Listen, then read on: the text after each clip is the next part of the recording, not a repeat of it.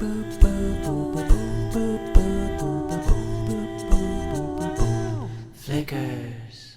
Hello, I'm Steven. And I'm Rachel. And we are Flickers. And we are finally getting to the reviews we've been promising you guys for a while.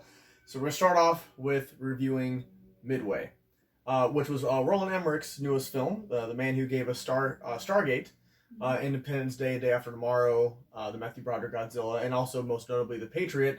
Fantastic film. So this definitely holds in the cadence of that movie. Yeah. For sure, as far as tone. But you go ahead and begin. What do you think? I actually really enjoyed it. I'm not usually big on like war-related films. I love history, but usually the ones that are just like doom, despair, and whatever for war, because war, that's usually what war is. It's just usually not my thing. But however, with this one, it was told in a way that it was truthful to what the story actually was, without being completely depressing the whole time, which I really enjoyed. And then also just the way that it was shot. Most of it was like shot from the pilot's perspective. So you were in the air a lot, which I actually really enjoyed. Yeah. I actually have to say I'm really glad we decided to go see that one in Dolby. Having most of the film from the perspective of the pilot, because it focuses on the pilot that basically was the one who was responsible for making Midway turn out the way that it did. So being able to be in the pilot seat, literally, and then also just, you felt every single gunshot, every explosion, it was a very immersive experience. Yeah. And with that said, I definitely recommend, whenever you had the opportunity to see a war film in Dolby, that's where you need to go see it, because that was insane. Yeah. The actors were phenomenally casted. They even show you at the end the original photographs with the people they chose, and they all very much look very similar to the people that actually they were representing. So it really was probably the closest you can get to actually witnessing what went down. Yeah, which it leads into, there is a trigger warning for PTSD and anybody that has like war flashbacks and things like that. They definitely went into the emotion behind losing a crew member and things like that. So that definitely a big trigger warning for that. Yeah.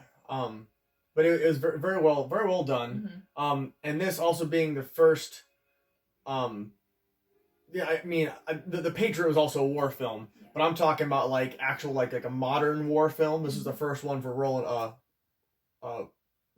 Emmerich, and so he did a very remarkable job. With this movie. I know some people complain that there wasn't a lot of character development in the film itself. I disagree. I thought they did a great job. For the characters that they were focusing on, you got their story. The ones that were integral in the story, and then also that were integral with how the team worked. They went into that, but then they also gave you glimpses into little characters to show that these people weren't really working with each other very long. They kind of were thrown into new teams when people would die, and then they'd be like, okay, we got to get new people. So it kind of felt like that, where you got little glimpses of their characters, like just enough to be like, okay, I like them, and then you're like, 10-4. And on top of that, the pacing of the film was very well done. I mean, it starts off with Pearl Harbor, and then it doesn't end. Like the whole time, you're literally, once again, you're in the pilot seat the whole time. I highly recommend this movie. Absolutely. If you like a good war film, or a good history film, and a good suspense film, with once again good characters, good history, good actors, good acting. It was very good. So with the rating, I personally would give it 4 out of 5 slates. Honestly, easily, hands down. I'm going to give it 4 to 5 slates too. I think it was shot really well. Again, the character development I thought was really good. The story, obviously historical. They put it together where it felt like a movie. It didn't feel like a documentary. And then I think it was really well put together overall. Yeah. So definitely recommend it. It's kind of sad.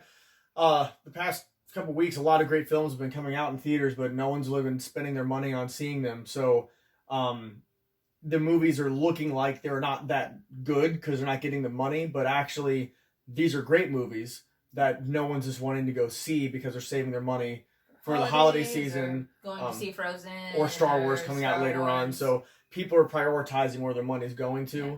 And Rotten Tomatoes is kind of really dropping the ball. I'm not gonna lie. Sorry to call you guys out, but the movies we're gonna review actually in this session where we're doing a couple movie reviews, most of them got like 40%. Yeah. And the audience reviews for each one, which had about 1,000 extra people reviewing them, were all over 90%.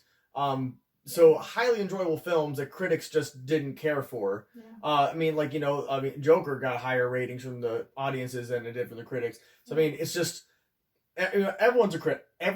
But I personally, I've always been kind of weary of judging based off of a Rotten Tomatoes review. Yeah. If I'm going to go ahead and see this movie in theaters, I've completely reached the point now that we've been able to see more films with the AMC A list. Don't go off of that. Yeah. Because honestly, if it's something where you see the trailer and you're like, I'm interested in that, don't worry about what other people have to say about it. Just go see it. Go support these films. Go support these crews that pour their blood, sweat, and tears into it, and enjoy the films. Because honestly, I don't think there's been any films this year that have come out that I've been like, that was a waste of time. That was a waste of time. Yeah. Like, literally. I wouldn't give any of them under 70%. Easily.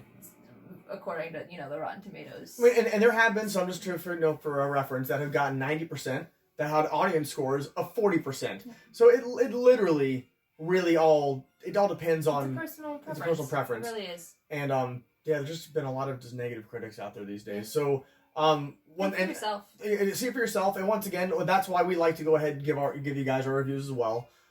Keeping all these things in mind and letting you know, like, is the movie enjoyable? Is it well acted? Is it worth the time?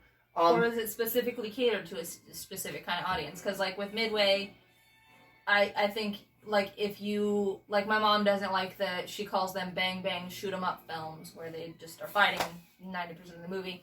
She wouldn't really enjoy Midway. But those people that like the historical films, like the war films, like the... intense action and suspense, this is a great film for them. Well, and also with that said, if you liked Roland Emmerich's other films like 2012, Day After Tomorrow, Independence Day, all those movies that had that suspense factor to them that literally made them very enjoyable action films and suspense films, this is literally in the same cadence of those. Yeah. So even if you're not a war individual, but you enjoy those other movies, you would actually enjoy this film. I recommend it. Unless you have vertigo, don't see it, because a lot of the movie, once again, has moments where you're in an airplane, and my mother would not be able to see this movie at all due to motion sickness. So I do want to go ahead and give you guys a heads up on that. But that's really all my thoughts on that one. Yep. Our next review coming up will be for Ian McKellen and Helen Mirren's The Good Liar. So stay tuned for that. Please go ahead and subscribe to our channel if you get the chance. And we'll catch you soon, Flickers.